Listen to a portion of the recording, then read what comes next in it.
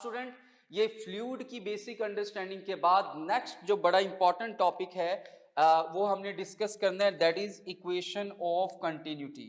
तो यहां पे हम टॉपिक स्टार्ट करते हैं student, equation of continuity. Continuity देखें स्टूडेंट, याद रखिएगा इक्वेशन ऑफ कंटिन्यूटी से रिलेटेड पहला पॉइंट ये याद रखना है एमसीक्यू के लिहाज से कि it obeys law of conservation of mass. Law of conservation of mass की बेस पे आप इक्वेशन ऑफ कंटिन्यूटी जो है वो डिराइव करते हैं। Number two, this equation is valid for the ideal fluid. Ideal fluid पे आप इक्वेशन ऑफ कंटिन्यूटी अप्लाई करते हैं। अब इक्वेशन ऑफ कंटिन्यूटी हमें यह बताती है कि मेरे पास अगर एक डक्ट है having non uniform cross sectional area, जिसको मैं यहाँ पे कुछ इस तरह से बना देता हूँ, और यहाँ पे जो एरिया है डक्ट का A1 है और यहाँ पे जो एरिया है वो A2 है, और इसमें जो है वो फ्लूइड फ्लो कर रहा है। फ्लूइड फ्लो कर रहा है, यहाँ पे इस एंड पे फ्लूइड की स्पीड V1 है और इस एंड पे फ्लूइड की स्पीड V2 है। तो इक्वेशन ऑफ कंटिन्यूटी हमें यह बताती है कि अगर आप किसी भी एंड पे एरिया और वेलोसिटी का प्रोडक्ट लें तो वो हमेशा इक्वल होगा, यानी A1 V1 is equal to A2 V2। अब स्टूडेंट याद रखिएगा, इसको आप ऐसे भी कह सकते हैं कि product of area and speed of fluid at any point along the duct that is equal to volume flow rate. Volume flow rate, volume flow rate का मतलब है वॉल्यूम फ्लो पर सेकंड। तो ये बात भी स्टूडेंट आपको एमसीक्यू में याद रखनी है। दूसरी जो ये मैथमेटिकल एक्सप्रेशन है, ये A1 V1 is equal to A2 V2, यहां से आप बहुत सी फॉर्म्स डेवलप कर सकते हैं एमसीक्यू के लिहाज से।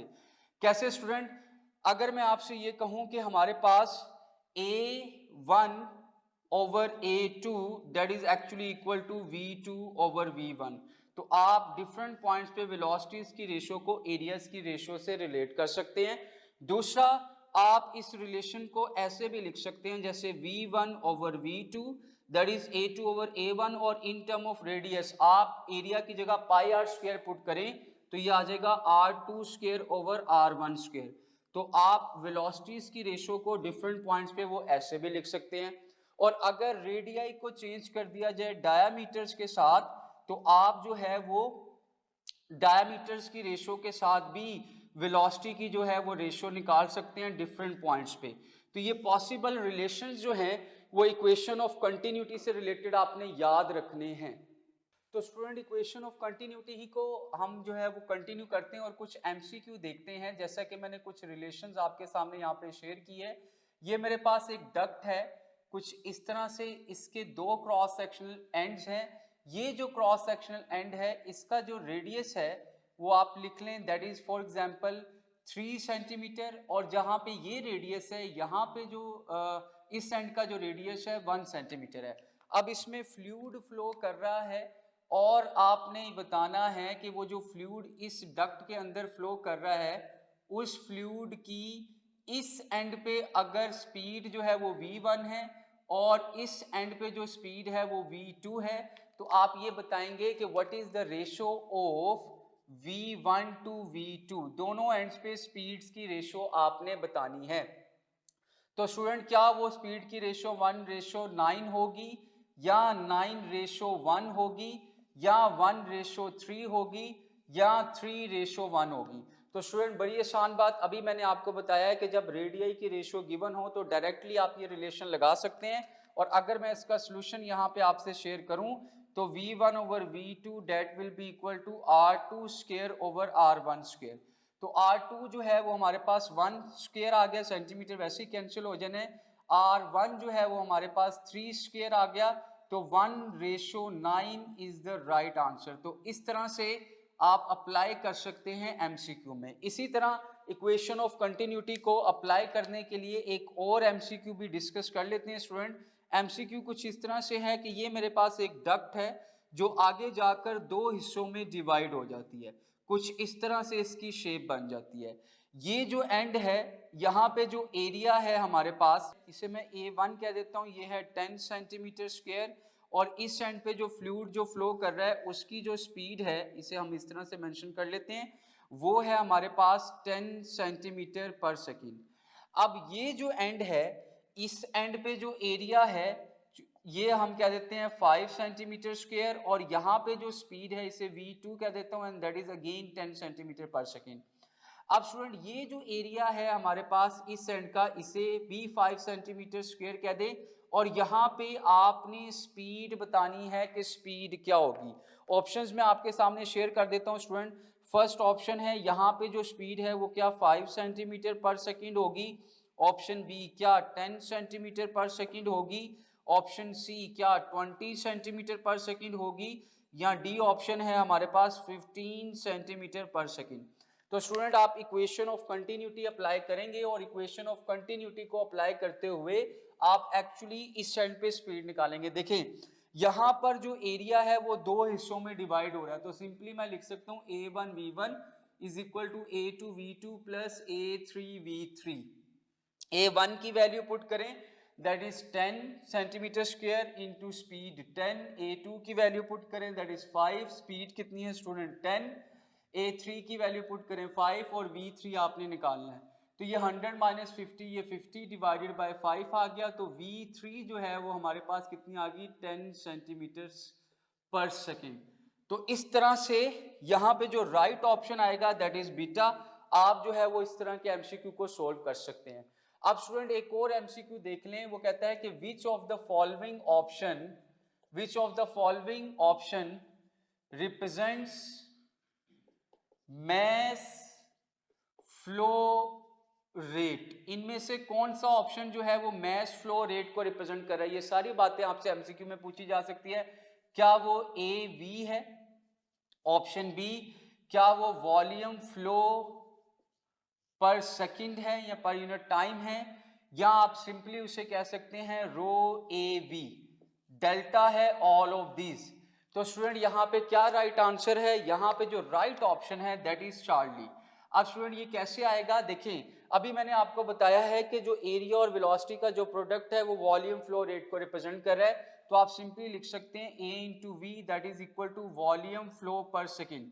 अब अगर आपने डेंसिटी की डेफिनेशन देखें तो डेंसिटी क्या होती है, मैस पर यूनिट वॉल्यूम। यहां से अगर आप वॉल्यूम की जगह पुट करें तो A V that will be equal to M over rho into T. Rho को मल्टीप्लाई कर दें तो A V rho that is equal to mass flow rate. तो मैस फ्लो रेट भी आप एस्टिमेट कर सकते हैं किसी भी फ्लूइड का। तो यहां पे जो राइट आंसर है that is rho A V. ये स्टूडेंट इक्वेशन ऑफ कंटिन्यूटी से रिलेटेड कुछ इंपॉर्टेंट कॉन्सेप्ट्स थे और कुछ इंपॉर्टेंट जो है वो अंडरस्टैंडिंग थी जो आपसे शेयर करना लाजमी थी। अब मैं स्टार्ट करता हूं very important topic and that is Bernoulli's equation. तो स्टूडेंट नेक्स्ट जो हमारे पॉइंट ऑफ डिस्कशन है it is actually Bernoulli's equation. So Bernoulli's equations student याद रखिएगा कि बर्नौली जो है वो एक फैमिली नेम था साइंटिस्ट का जिन्होंने एक्चुअली इस पे काम किया। और सबसे इंपॉर्टेंट बात जो first point as a MCQ पूछा जा सकता है कि Bernoulli's equation is based upon law of conservation of energy. तो ये पहली बात जो आपने एमसीक्यू के लिहाज से याद रखनी है कि Bernoulli's equation law of conservation of energy पे बेस करती है। अब बर्नौलीज इक्वेशन है क्या कि हमारे पास एक डक्ट है जो कि non uniform cross sectional area possesses कर रही है, जिसकी जो ग्राउंड से हाइट है वो भी डिफरेंट पॉइंट पे डिफरेंट है। तो उस डक्ट के लिए एक रिलेशन डेवलप हुआ। For example this is a ground level. एक स्टूडेंट बात जो याद रखिएगा कि जब आपने किसी भी डक्ट की हाइट कंसिडर करनी होती है तो वो आप हमेशा जो डक्ट की सेंट्रल लाइन है वहां से हाइट कंसिडर करते हैं। ये एरिया A1 है, इस एंड की जो हाइट है वो हम कंसिडर कर लेते हैं H1, इस एंड की जो हाइट है उसे कंसिडर कर लेते हैं H2, दिस इज H2, ये एरिया है A2। और जो फ्लूइड फ्लो कर रहा है इस डक्ट के अंदर, जो फ्लूइड फ्लो कर रहा है इस डक्ट के अंदर, उस फ्लूइड की जो इस एंड पे स्पीड है उसे V1 कह दें, और इस एंड पे स्पीड जो है उसे V2 कह दें। यहां पर जो प्रेशर है इस एंड पे वो है हमारे पास P1 और यहाँ पे जो प्रेशर है हमारे पास दैट इज P2। तो स्टूडेंट इस प्रेशर को, हाइट को और स्पीड को रिलेट किया इस इक्वेशन में, और बर्नौलीज इक्वेशन हमें ये बताती है the sum of pressure, kinetic energy पर unit volume and potential energy पर unit volume at any point is equal to constant. यानी डक्ट के अलोंग किसी भी पॉइंट पे ये जो तीन फैक्टर मैंने आपके सामने लिखे हैं, इन तीनों फैक्टर्स का जो सम है वो कांस्टेंट होता है। इस फॉर्म को आप ऐसे भी लिख सकते हैं, सम ऑफ प्रेशर या काइनेटिक एनर्जी, ये वर्ड बड़ी गौर से सुनिएगा, काइनेटिक एनर्जी पर यूनिट वॉल्यूम और पोटेंशियल एनर्जी पर यूनिट वॉल्यूम किसी भी पॉइंट पे डक्ट के लॉन्ग, इन तीनों का फैक्टर, ये जो तीनों का सम है वो हमेशा कांस्टेंट होगा। ये मैं फैक्टर्स लिख देता हूं। पहली बात, ये जो है वो हमारे पास है सिंपल स्टैटिक प्रेशर। ये वो टर्म जो है वो स्टैटिक प्रेशर को रिप्रेजेंट करती है, और ये जो टर्म है बर्नौलीज इक्वेशन में स्टूडेंट ये समझते हैं ये काइनेटिक एनर्जी है, लेकिन एक्चुअली ये जो टर्म है ये है डायनेमिक प्रेशर। ये है डायनेमिक प्रेशर, या आप इसे कह सकते हैं काइनेटिक एनर्जी पर यूनिट वॉल्यूम। और ये जो थर्ड टर्म है जिसे स्टूडेंट पोटेंशियल एनर्जी समझते हैं, ये एक्चुअली टर्म जो है ये रिप्रेजेंट करती है pressure with respect to depth, pressure with respect to depth, या आप इसे सिंपली कह सकते हैं पोटेंशियल एनर्जी पर यूनिट वॉल्यूम। तो ये तीनों टर्म्स जहन में रखना बड़ी इंपॉर्टेंट है। यहीं पे आपसे एक एमसीक्यू पूछ लेता हूं कि in above equation which of the following represents pressure, इनमें से कौन सी टर्म जो है वो प्रेशर को रिप्रेजेंट कर रही है? Option A P, option B 1/2 rho V square, option C rho G H, और option D all of these. अब ज्यादातर स्टूडेंट क्या कहेंगे, वो कहेंगे फर्स्ट टर्म प्रेशर है, लेकिन स्टूडेंट ये सारी की सारी टर्म जो है वो प्रेशर को रिप्रेजेंट कर रही है। इवन ये जो कांस्टेंट है इस बर्नौलीज इक्वेशन में, it has the same units as that of pressure, क्योंकि प्रेशर्स को आप सम कर रहे हो तो रिजल्ट भी तो प्रेशर ही आएगा। तो ये बातें बड़ी इंपॉर्टेंट है बर्नौलीज इक्वेशन को अप्लाई करने के लिहाज से। अब अगर बर्नौलीज इक्वेशन को फॉर हॉरिजॉन्टल डक्ट लिखा जाए तो फिर हम बर्नौलीज इक्वेशन की क्या पॉसिबल फॉर्म लिख सकते हैं, ये भी आपसे एमसीक्यू के तौर पे पूछा जा सकता है। सबसे पहले तो स्टूडेंट याद रखिए, हॉरिजॉन्टल डक्ट एक ऐसी डक्ट का नाम है जिसकी हर पॉइंट पे जो हाइट है वो सेम होती है। ऐसी डक्ट जिसकी हाइट सेम है डिफरेंट पॉइंट्स पे, उस डक्ट को आप एक्चुअली हॉरिजॉन्टल डक्ट का नाम देते हैं। जैसे कि यहाँ पे मैंने एक डक्ट बनाई है, ये एक ऐसी डक्ट है जिसकी अगर सेंट्रल रेफरेंस लाइन देखी जाए तो हर पॉइंट की जो ग्राउंड से हाइट होगी वो सेम होगी। ऐसी डक्ट को आप हॉरिजॉन्टल डक्ट का नाम देते हैं। यहाँ पे भी हाइट h है, यहाँ पे भी हाइट h है, और यहाँ पे भी हाइट h है। तो अगर आप हॉरिजॉन्टल डक्ट के लिए बर्नौलीज इक्वेशन लिखेंगे तो हॉरिजॉन्टल डक्ट के लिए बर्नौलीज इक्वेशन आएगी P plus half rho V square is equal to constant, क्योंकि यहाँ पे हाइट का जो फैक्टर है वो हर पॉइंट के लिहाज से कैंसिल हो जाएगा और हमारे पास हॉरिजॉन्टल डक्ट के लिए ये इक्वेशन बन जाएगी। अब स्टूडेंट बर्नौलीज इक्वेशन ही को कंटिन्यू करते हुए हम बर्नौलीज इक्वेशन की कुछ एप्लीकेशंस की बात कर लेते हैं। तो हमारे पास तीन एप्लीकेशन है बर्नौलीज इक्वेशन की। नंबर वन फर्स्ट डिस्कस करते हैं टॉरिसेलिस थ्योरम। टॉरिसेलिस थ्योरम जो कि बहुत ही इंपॉर्टेंट एप्लीकेशन है, जहां से हमारे पास एमसीक्यू भी बनते हैं और आपसे डिस्कस भी किए जा सकते हैं। दूसरी एप्लीकेशन है रिलेशन बिटवीन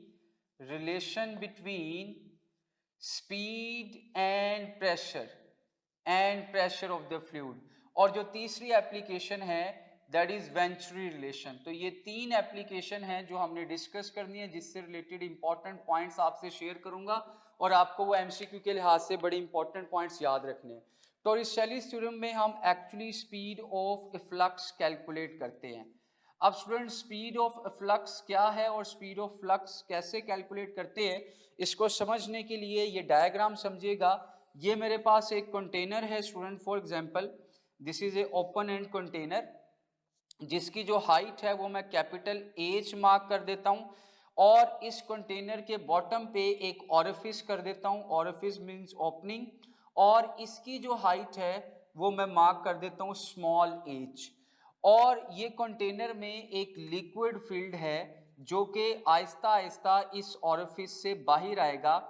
अब ये जो लिक्विड जब इस ऑरिफिस जिसकी हाइट h है इससे जब ये बाहर आ रहा होगा तो इसकी जो स्पीड है उस स्पीड को कहते हैं स्पीड ऑफ फ्लक्स, और वो हम कैसे कैलकुलेट करते हैं, √2g h minus small h।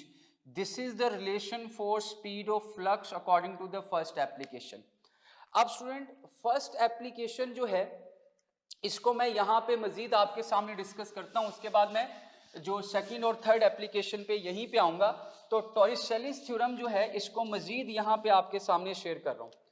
देखें, पहली बात याद रखिएगा कि हमारे पास ये जो h माइनस h का फैक्टर है ये क्या रिप्रेजेंट कर रहा है, actually capital H minus small h, ये डिस्टेंस रिप्रेजेंट कर रहा है ऑरिफिस का distance from the top. This distance is actually representing h minus small h। अगर मैं इस हाइट को कैपिटल H स्मॉल h1 कह दूं और इसको h2 कह दूं तो फिर मेरे पास ये h1 माइनस h2 भी हो सकती है। तो स्टूडेंट याद रखिएगा कि एक्चुअली ये जो मेरे पास डिस्टेंस है ये ऑरिफिस का अबव है फ्रॉम ओपन एंड, और इसे डेप्थ ऑफ द ऑरिफिस भी कहते हैं। तो इस फैक्टर को आप डेप्थ ऑफ ऑरिफिस भी कहते हैं। डेप्थ हमेशा ली जाती है स्टूडेंट, याद रखें, फ्रॉम द टॉप, और हाइट जो है वो फ्रॉम द बॉटम कैलकुलेट करते हैं।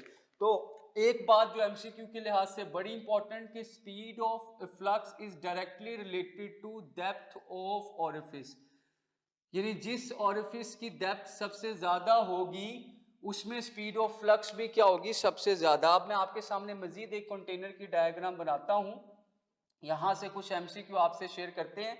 ये मेरे पास एक ओपन एंड कंटेनर है जिसके अंदर जो है वो फ्लूइड फील्ड है, फॉर एग्जांपल वाटर फील्ड है।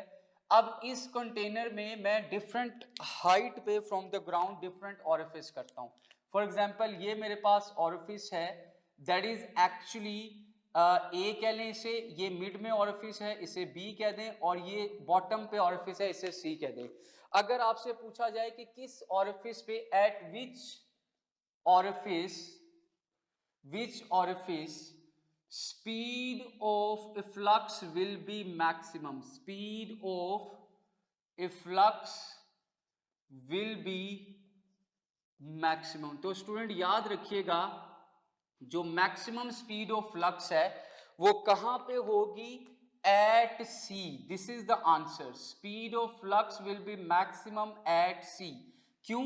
क्योंकि जो डेप्थ है, अगर आप देखें जो स्पीड ऑफ ऑरिफिस है वो मैंने ऊपर बताया है, it is directly related to the depth of the orifice, और इस यहां पर जो सी ऑरिफिस है इसकी डेप्थ सबसे ज्यादा है। तो सी पॉइंट पे जो स्पीड ऑफ फ्लक्स होगी, जिस स्पीड से पानी बाहर आएगा वो सबसे ज्यादा होगी।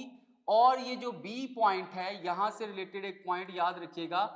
अगर एक और बात भी एमसीक्यू में इसी डायग्राम में सुन लें, अगर मैं पूछूं रेंज होता है horizontal distance covered by that stream of water, यानी सी ऑरिफिस के लिए फॉर एग्जांपल R1 है, और हमारे पास ये जो ऑरिफिस है इसके लिए हमारे पास R2 है, और जो मिड में ऑरिफिस है इसके लिए जो स्पीड है वो जो रेंज है कितना इसने डिस्टेंस कवर किया है वो R3 है। तो स्टूडेंट याद रखिएगा कि जो रेंज है, रेंज कि कितना डिस्टेंस जो स्ट्रीम ऑफ फ्लूइड जो है वो कवर कर रही है ग्राउंड पे स्ट्राइक करने के लिए, पहले तो उस रेंज का फार्मूला नोट कर लें, that is equal to 2 small h minus small h। So this is the relation for range कि कितना रेंज तक वाटर जाके स्ट्राइक करेगा। और यहाँ पे बहुत इंपॉर्टेंट पॉइंट, अगर आपसे इसी एमसीक्यू में पूछा जाए कि रेंज किस ऑरिफिस के लिए मैक्सिमम है, for which orifice range will be maximum, तो याद रखिएगा जो मिड पॉइंट है, बी पॉइंट, मिड पॉइंट जो कि एच जो है मिड पॉइंट हाइट पे एग्जिस्ट कर रहा है, वहां पर हमारे पास जो रेंज है वो वाटर की वो सबसे ज्यादा होगी। एक बात ये स्टूडेंट याद रखिएगा। दूसरी स्टूडेंट यहाँ पे बड़ी इंपॉर्टेंट एमसीक्यू जो है वो आपने ज़हन में रखनी है, वो ये है कि अगर मैं आपसे कहूँ कि एमसीक्यू की फॉर्म में डिस्कस कर लेता हूँ कि अगर एक कंटेनर है जिसकी जो हाइट है that is 100 centimetre, 100 centimetre height है, और आपने मिड में ऑरिफिस किया, यानी आपने कितनी हाइट पे ऑरिफिस किया, 50 सेंटीमीटर पे। तो आप ये बताएं what will be the range कितने डिस्टेंस पे जाके ये जो फ्लूइड है वो स्ट्राइक करेगा, आपने ये डिस्टेंस बताना है। तो स्टूडेंट ऑप्शंस में आपके सामने शेयर करता हूं, क्या 50 सेंटीमीटर पे जाके रेंज एग्जिस्ट करेगी, 60 सेंटीमीटर पे, या 80 सेंटीमीटर पे, या जो है वो 100 सेंटीमीटर पे। तो स्टूडेंट बड़ी आसान बात आप देख सकते हैं कि हमारे पास इस वक्त अगर टोटल हाइट h है तो ये जो स्मॉल h है यहाँ पर वो एक्चुअली h/2 के इक्वल है। जब आप ये वैल्यू इस इक्वेशन में पुट करें तो मेरे पास आएगा 2 into h/2 into h minus h/2। जब आप इसे सोल्व करेंगे तो हमारे पास जो रेंज है वो एक्चुअली h के इक्वल आ जाएगी। इसका मतलब ये है कि जितना कंटेनर की या फिल्ड लिक्विड की हाइट होगी कंटेनर के अंदर, उतनी ही उसकी मैक्सिमम रेंज एग्जिस्ट करेगी। और अगर हाइट यहाँ पे 100 सेंटीमीटर है तो इस ऑप्शन का जो राइट आंसर है वो भी क्या आएगा, 100। तो आपको ये पता होना चाहिए स्पीड ऑफ फ्लक्स किस ऑरिफिस के लिए सबसे ज्यादा है, फिर आपको ये पता होना चाहिए कि किस ऑरिफिस के लिए जो रेंज है वो सबसे ज्यादा है। मिड वाले ऑरिफिस के लिए रेंज जो है वो सबसे ज्यादा होगी। अब स्टूडेंट सेकंड एप्लीकेशन की तरफ आए। अगर रिलेशन बिटवीन वेलोसिटी या प्रेशर की बात की जाए तो हमारी बुक की लाइन है where the speed is high pressure will be low. यानी आप कह सकते हैं कि एक्चुअली जो प्रेशर का और स्पीड का जो है वो इनवर्स रिलेशन है। जहां पे फ्लूइड स्पीड जो है वो ज्यादा होगी वहां पे प्रेशर जो है वो कम होगा। इसी तरह स्टूडेंट आप ये भी देख सकते हैं कि जहां पे एरिया का और वेलोसिटी का क्या रिलेशन होता है, इनवर्स। तो आप इन जनरल लिख सकते हैं कि actually v is inversely proportional to p and v is inversely proportional to area as well. जितना एरिया ज्यादा होगा फ्लूइड की स्पीड जो है वो वहां पे क्या होगी, कम होगी। और अगर एरिया ज्यादा है फ्लूइड स्पीड कम है तो प्रेशर जो है वो क्या होगा, ज्यादा होगा। इस बेस पे भी एमसीक्यू आपसे अगर मैं डिस्कस कर लूं तो अगर मेरे पास ये दो फ्रीली सस्पेंडेड जो हैं वो बॉल्स हैं, these two are the freely suspended balls, और इनके दरमियान अगर एक ब्लोअर की मदद से एयर को ब्लो किया जाए तो क्या होगा स्टूडेंट, ये दोनों बॉल्स जो हैं ये एक दूसरे की तरफ मूव करेंगी। क्यों? क्योंकि जब मैं ब्लोअर की मदद से एयर को ब्लो करूंगा तो दरमियान में स्पीड क्या हो जाएगी, बढ़ जाएगी, जबकि प्रेशर जो है वो कम हो जाएगा। साइडों पे जो है वो प्रेशर ज्यादा है और ज्यादा से कम प्रेशर की तरफ जो है वो बॉल्स मूव करेंगी और इनके दरमियान गैप जो है वो कम हो जाएगा। इसी तरह स्टूडेंट थर्ड एप्लीकेशन को भी डिस्कस करते हैं, लेकिन उससे पहले ये जो हमारे पास सेकंड एप्लीकेशन है इसको मजीद कवर कर लें। देखें हमारे पास क्रिकेट बॉल है, क्रिकेट बॉल से रिलेटेड या टेनिस बॉल से रिलेटेड आपसे एमसीक्यू डिस्कस किया जा सकता है। तो स्टूडेंट इसी में हम ये जो सेकंड एप्लीकेशन है इसी में हम डिस्कस कर लेते हैं स्विंग ऑफ द बॉल। ये बात भी आपसे जो है वो एमसीक्यू के तौर पे पूछी जा सकती है कि जो बॉल है उसकी स्विंग में किस तरह से ये रोल प्ले करता है। अगर ये मेरे पास एक बॉल है और ये कुछ इस तरह से स्विंग कर रही है, स्विंग ऑफ द बॉल या जो रोटेशन है बॉल की वो कुछ इस तरह से है, स्पिनिंग मोशन, और फ्लूइड फ्लो जो है एयर की जो फ्लो है वो कुछ इस तरह से है। This is the direction of fluid flow यानी एयर फ्लो। अब आप देख सकते हैं कि ये जो ऊपर वाला हिस्सा है यहाँ पे बॉल की स्पिन और जो स्पीड ऑफ द एयर है स्ट्रीम लाइंस वो सेम डायरेक्शन में है, तो यहाँ पे स्पीड क्या हो जाएगी, ज्यादा हो जाएगी, और प्रेशर क्या हो जाएगा, कम हो जाएगा। जबकि नीचे वाले हिस्से में आप देखें जो बॉल की स्पिन है, जो रोटेशन है और जो स्ट्रीम लाइंस है एयर की वो एक्चुअली एक दूसरे के ऑपोजिट है, तो यहाँ पे स्पीड कम हो जाएगी और प्रेशर क्या हो जाएगा, ज्यादा, और ज्यादा से कम प्रेशर की तरफ जो है वो फोर्स लगेगी और जो बॉल है वो कुछ इस तरह से डिफ्लेक्ट हो जाएगी, अपवर्ड मूव कर जाएगी, ऊपर की तरफ जाएगी इस डायग्राम के अकॉर्डिंगली। तो ये स्विंग को भी आपने जहन में रखना है, यहाँ से भी बात आपसे पूछी जा सकती है। अब स्टूडेंट जो बर्नौलीज इक्वेशन है उसकी लास्ट एप्लीकेशन भी आपको जहन में रखनी है, विच इज़ वेंचुरी रिलेशन। और वेंचुरी रिलेशन जो है वो एक्चुअली हमें स्पीड ऑफ फ्लूइड कैलकुलेट करने के लिए इस्तेमाल होता है। तो वेंचुरी रिलेशन को आप सिंपली कह सकते हैं कि we can estimate speed of the fluid by measuring pressure difference. Pressure difference को मेजर करते हुए हम स्पीड ऑफ फ्लूइड जो है वो मेजर कर सकते हैं। So venturi relation is used to measure speed of fluid,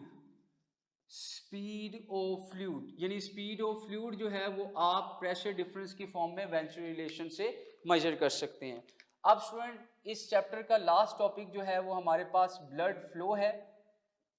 blood से रिलेटेड कुछ बातें आपको जहन में रखनी है। सबसे पहले ऑब्वियसली जो ब्लड है इसकी जो डेंसिटी है, density of the blood, it is nearly equal to water, density of water, यानी ब्लड की जो डेंसिटी है वो वाटर की डेंसिटी के इक्वल है, नंबर वन।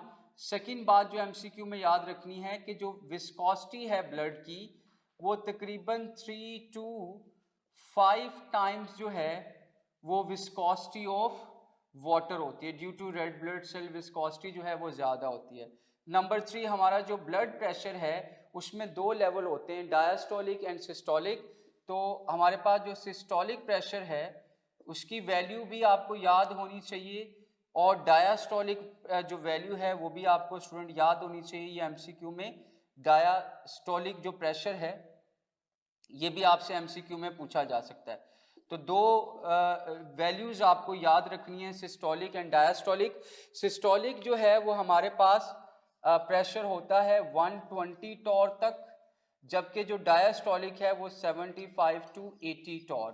टॉर जो है वो प्रेशर मेजरिंग यूनिट है, और 1 टॉर जो है that is equal to 133.3 newton per metre square.